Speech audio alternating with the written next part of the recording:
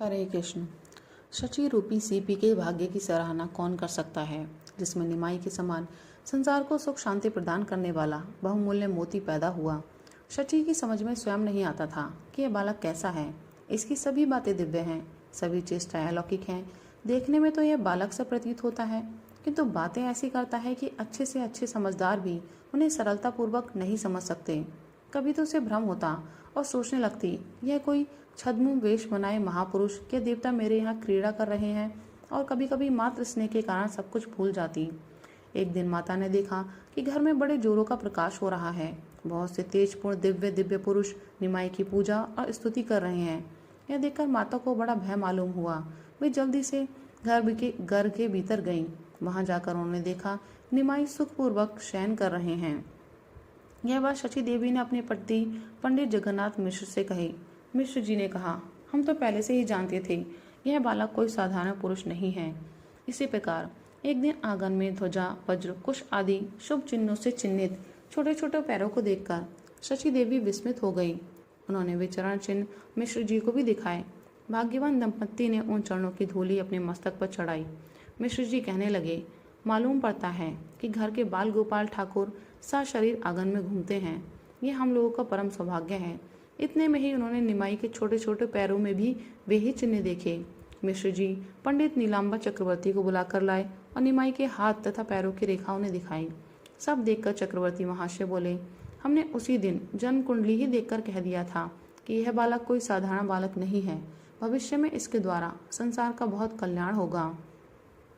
एक दिन मिश्र जी ने निमाई से कहा, बेटा भीतर से पुस्तक तो ले आ। निमाई हंसते हुए भीतर चले गए। मिश्र जी को ऐसा प्रतीत हुआ मानो नूपुरों की सुमधुर ध्वनि निमाई के पैरों में से होती जा रही है। उन्होंने शची देवी से पूछा, निमाई को नूपुर तुमने पहना दिए हैं क्या? शची देवी ने उत्तर दिया, नहीं तो, नूपुर तो मैंने नहीं पहनाए।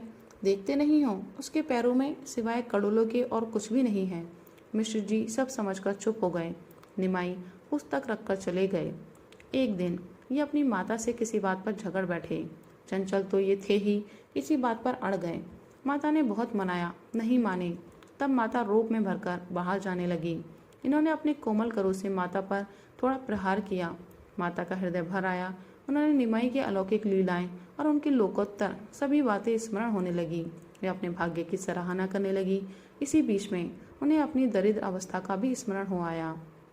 दुख के बीच में माता अधीर हो उठी और वही मूर्छित होकर गिर पड़ी।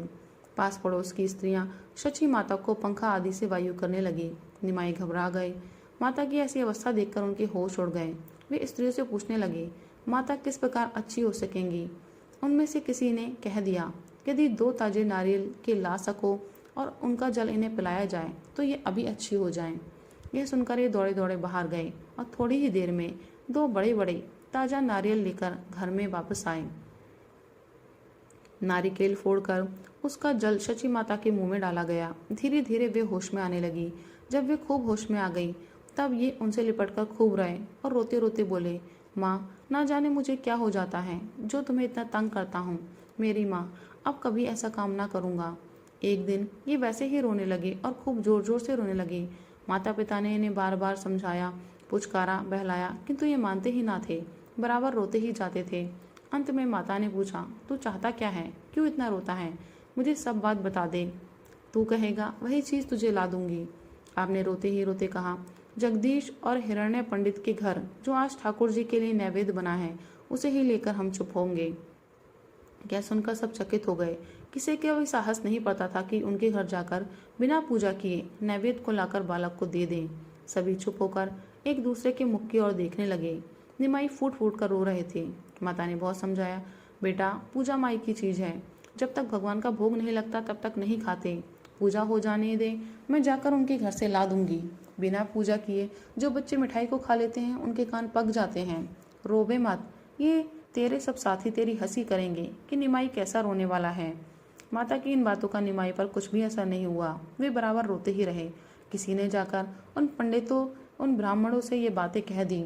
ये दोनों वैष्णव ब्राह्मण पंडित जगन्नाथ मिश्र के पड़ोसी थे और मिश्र जी से बड़ा प्रेम मानते थे। निमाई उनके घर बहुत आया जाया करते थे। इस बात को सुनकर उनके घर के सभी लोगों को बड़ा आश्चर्य हुआ कि निमाई को यह कैसे पता चला कि हमारे घर आज भगवान के लिए नैवेद्य तैयार हो गया है। कुछ भी हो, वे बड़ी प्रसन्नता से नैवेद्य लेकर निमाई के पास आए। निमाई ने सभी सामग्रियों में से थोड़ा थोड़ा लेकर खा लिया, तभी शांत हुए। माता को इनकी ऐसी बातों पर बड़ा दुख हुआ। वे सोचने लगी, इस पर जरूर कोई भूत पिशाच आता है, इसलिए उन्होंने देवताओं के नाम से द्रव्य उठाकर रख दिया, देवियों की पूजा की और बहुत सी मनौतियां भी मानी। वे निमाई की ऐसी दशा देखकर मन में किसी अशुभ बात की शंका करके डर जाती और बच्चे की मंगल कामना के निमित्त भांति भांति का उपाय सोचती।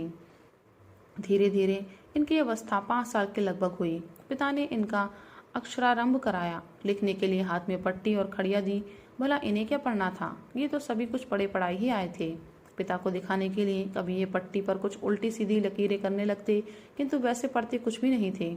खड़िया को लेकर शरीर से मल लेते, लंबे लंबे माथे पर उसके तिलक लगा लेते और माता से कहते, अम्मा तेरे घर में एक परम वैष्णव आया है, कुछ भिक्षा देगी। माता इनके तिलकों को देखती और हंसती, गोद में बिठाकर मुख चूमती और कहती, बेटा इतना उपद्रव नहीं किया करते, कुछ पढ़ना लिखना भी चाहिए। अब तो निरा बालक ही नहीं है, तेरी बराबरी के ब्राह्मण के बालक पोथी पढ़ लेते हैं, तो वैसे ही दिन भर इधर उधर खेला करता है।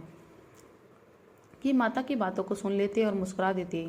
खा पी कर जल्दी बालकों में खेलने के लिए भाग जाते। सभी बालकों को लेकर ये उन्हें नाचना सिखाते। 3-3, 4-4 बालक मिलकर हाथ पकड़ पकड़ कर नाचते और घूमते घूमते कभी चक्कर आने से धूली में भी गिर पड़ते, कभी ऊपर हाथ उठा उठा कर हरि बोल कहकर खूब नाचते। इनके साथ साथ और बालक भी हरि बोल की उच्च ध्वनि करने लगते। रास्ता चलने वाले लोग इनके खेलों को देखकर खड़े हो जाते और घंटों इनकी लीलाओं को देखा करते। बहुत से विद्वान पंडित भी उधर से निकलते। बच्चों के साथ निमाई को नाचते देखकर उन्हें अपनी पुस्तक की विद्या पर बड़ी लज्जा आती। उनका जी चाहता ये सब कुछ छोड़ छाड़कर इन बच्चों के साथ ही नृत्य करने लगे, किंतु लोक लज्जा उन्हें ऐसा न करने के लिए विवश करती। इस प्रकार ये खेल में भी बालकों को कुछ न कुछ शिक्षा देते रहते। पिता इन्हें जितना ही पढ़ाना चाहते, ये उतने ही पढ़ने से भागते थे। जो इनकी अवस्था बड़ी होती जाती, त्यों त्यों चंचलता भी पहले से अधिक बढ़ती जाती थी। राधे राधे, हरि बोल।